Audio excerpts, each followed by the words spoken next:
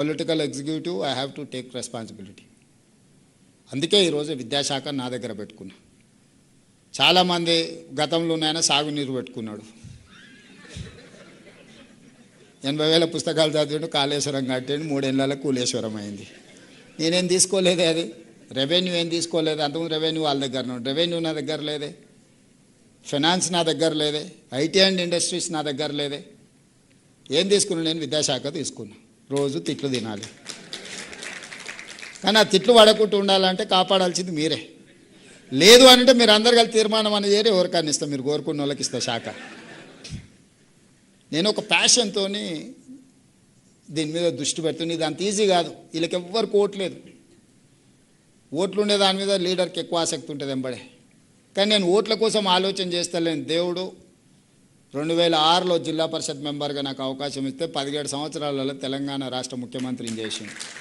మీరందరు నాకు అండగా నిలబడితే వచ్చింది. దీంట్లో ఇంతకంటే అవ్వడానికి కూడా ఏం లేదు, ఇంతకంటే నా కోరికలు కూడా లేవు. కానీ వచ్చిన దాంతో నా పిల్లలకి ఏదైనా చేయాలి. నేను ఎక్కడి నుంచి వచ్చినో అక్కడుండే పిల్లల గురించి నేను ఆలోచన చేస్తున్నాను. నా బాధ, నా తాపత్రయం, నా పట్టుదల.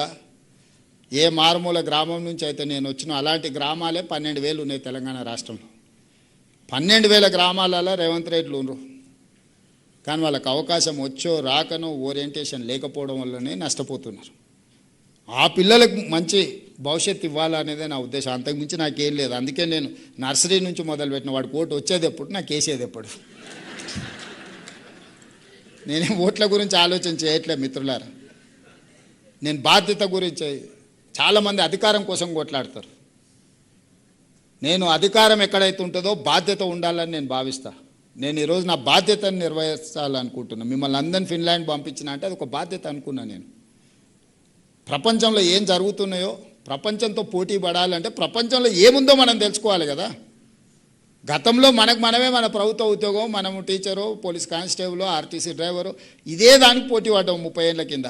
దానికి ఇక్కడిక్కడ చూస్తే సరిపోయింది. ఆ తర్వాత కొంచెం సివిల్ సర్వెంట్స్ కింద జాతీయ స్థాయిలో పోటీ పడ్డాం. దాని మందం ఇక్కడ కాకపోతే కోచింగ్ సెంటర్ ఢిల్లీకి పోయొచ్చారు. ఇప్పుడు మీరు అందరూ మన పిల్లల్ని ప్రపంచంతో పోటీ పడేటట్టు తీర్చిదిద్దాలంటున్నారు. ప్రపంచాన్ని కూడా మీరు చూడాలి కదా. మీదైన కోణంలో చూసినప్పుడు, మీ అవగాహనతోని ప్రపంచాన్ని గమనించినప్పుడు మీరు ఆటోమేటిక్గా చెప్తారు. నేను చెప్పాల్సిన పని లేదు. Muscle memory is very important.